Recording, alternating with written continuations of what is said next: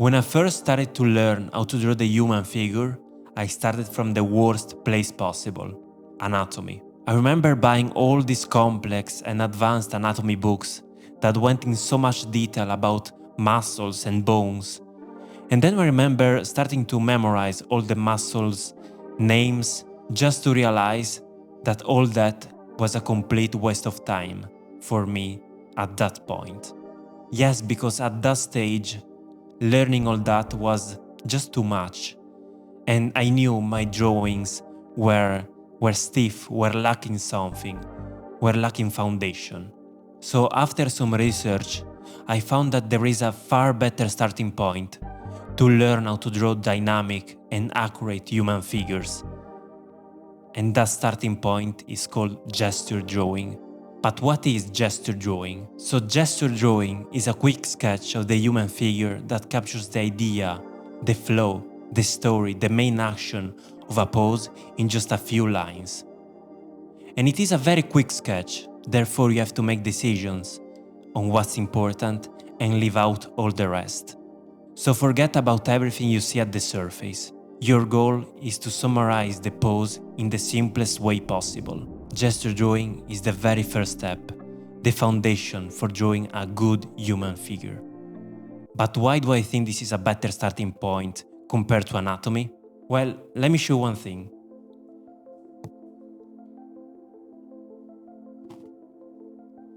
So just consider this figure. And yeah, this was actually a toy of mine that I created when I was a kid, which makes me look like that kid from Toy Story, Sid. But anyways, if we look at this figure very closely, we notice that everything seems to be in its place. Like the anatomy makes sense, it is very detailed, all the muscles seem to be in their place, the bones, the bony landmarks. But if you try to pose it out, to have it for example standing, do you feel how stiff, how lifeless it is? Of course this is normal, this is just supposed to be a toy. But if you just focus on what you see on the surface, the muscles, the bones, you will end up with the exact same result. Even if you nail the anatomy, even if you nail every single detail of the anatomy, you're going to end up with a drawing that has just no life. While if you need one of those poses from Spider-Verse, for example, you really need to have a foundation underneath your anatomy. You will need gesture. Because anatomy will not make your drawings better by itself. It will not make them alive. Anatomy is such a powerful concept, but it needs to be guided. It needs to have a foundation, a guide. It needs to have something underneath it. And the thing is gesture drawing. Even if you are simplifying anatomy in simple shapes like cubes, cylinders, spheres, it needs to have something, a foundation. I spent so much time trying to simplify the structure of the human body, which is the right thing to do, but without a proper foundation like gesture drawing, I always ended up with the same standing, stiff pose as a result. I reached the next level only when I implemented gesture in my drawings. Now, how I do gesture? Because there are a few key concepts that I picked up during my learning, and I want to share them with you, in no particular order. Okay, first concept is the essence, the story. The very first thing that I learned is that when you're doing a gesture drawing, you're not trying to do a complete, finished, polished drawing. Instead, you are capturing the essence, the story of your pose. This should be your only focus. Yeah, but what does it mean? Well, it basically means that there should be no doubt about what your figure is doing. What action are they performing? All this should be clear at anyone at a first glance. But at a deeper level, even the emotions and the feelings of that figure that you are drawing should be absolutely clear. Are they focused, happy, in despair? All these emotions should be absolutely clear and come across on paper. And I personally think that this is one of the most beautiful aspects of this kind of drawing. You are basically portraying an entire human state, internal and external, in just a few lines on a piece of paper. Now, another important concept is time. Yes, because gesture drawings need to be timed out to be the most effective. And a typical range goes from a few seconds to a few minutes. I remember this was a literal tragedy when I first started out, but with time and practice, this exercise taught me two important things. The first one, the ability to analyze an entire human figure at a quick look, and the second one, to simplify that figure. I mean, there is only so much you can do in 10 seconds, right? So with time and practice, you will be able to draw an entire human figure in just a few lines in a handful of seconds. Now I mentioned lines, and there are 2 plus 2 lines that are very important in doing gesture drawing, because I realized that to get an entire human figure down on paper in just a few seconds, I need some simple, essential lines. And there are 2 foundational lines for gesture drawing. The first one is a straight line. Straight lines are the strongest type of line. They communicate tension, energy. Just be mindful that straight lines aren't necessarily stiff.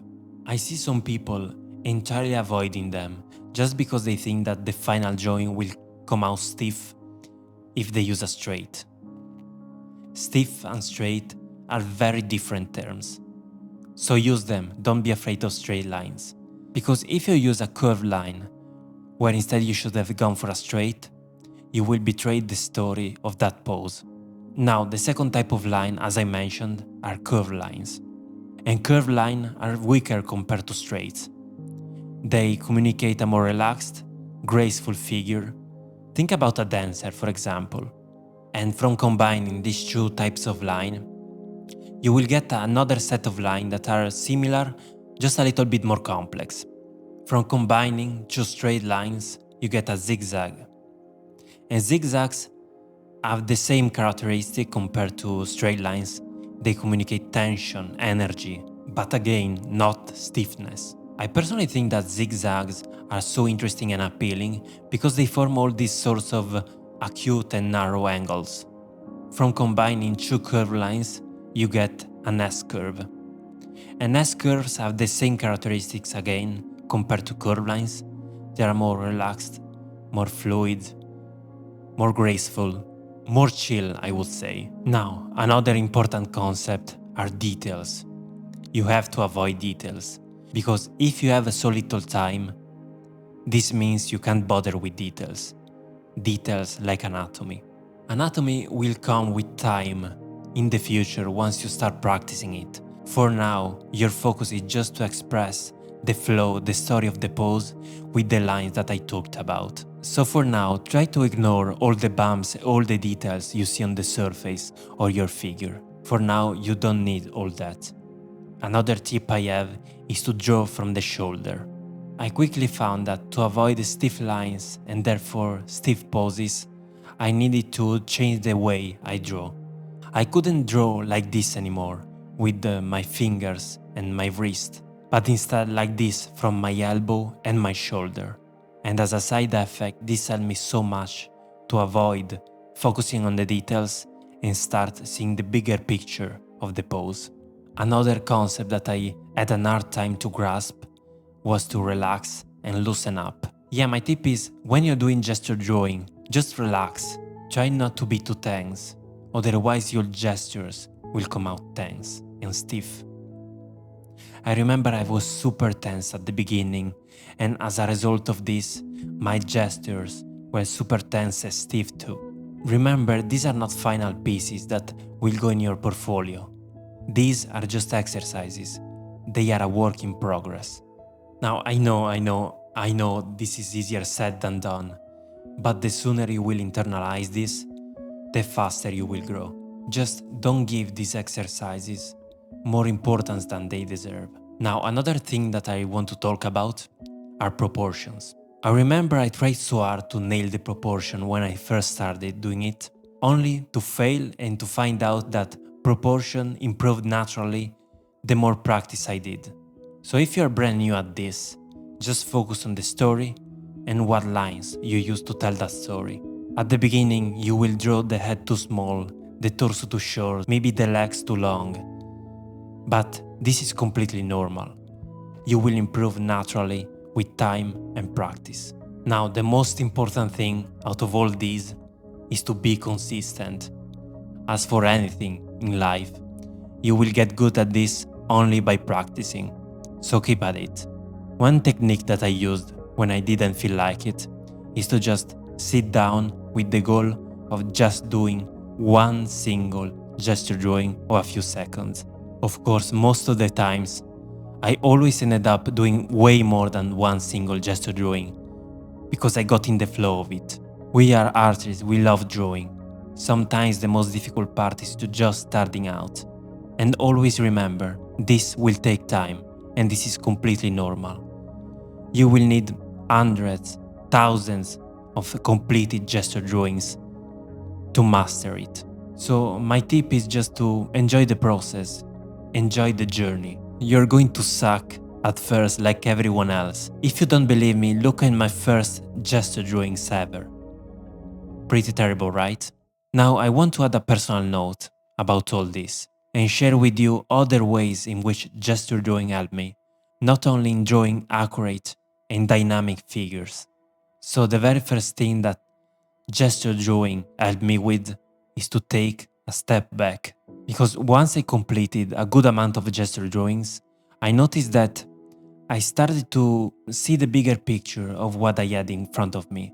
Like if I took a step back, I stopped focusing so much on details, and this carried on other aspects of drawing and life. Second of all, it improved dramatically my line quality, like no other exercise. With time, I got used to draw long, fluid lines, something I really never did. I didn't even consider it, because I was always drawing that messy, itchy, scratchy lines. As a result, all my drawings benefit from this. As a third point, gesture drawing made me realize the flow of things around me, because everything in nature, not only humans, has a gesture, has a flow in it. And if you start looking around you, you will see that everything in nature has organic and fluid lines. Trees, leaves, and not even rocks are stiff. Everything in nature follows a fluid line that can be more or less tense. Gesture drawing almost gave me a new understanding, a new appreciation of the world around me, apart from helping me to draw anything. Now, gesture drawing is one of the most difficult parts in drawing the human figure. In my opinion, it is a lot more difficult than anatomy because it has a conceptual nature, and it is a lot more essential too. Without it, your figures, your drawing will look lifeless, even if you nail anatomy. Just like that monstrosity that I showed you. Gesture is the real foundation of your drawings. It will set the tone of the story, of the intention, of the quality, of the meaning of your poses. I think this is really the beauty of this kind of exercise. I mean, why are we even drawing if not to tell a beautiful story? So my advice is to really master it before moving on. Don't rush it. And I will not leave you alone because I need to practice a lot more in this. My gesture drawings still suck, as you can see. Actually, I'm just coming back to gesture drawing after a while. So I will need to practice a lot more. So in the next videos, I will go deeper and deeper in this important topic. And let me know if you knew about gesture drawings. Are you struggling with it? And if you have any questions, please leave them in the comments below. And if you want to know why I started an art channel as a self-taught artist, watch this video. And if you want to follow my personal art journey, feel free to subscribe. And I will see you on my next step.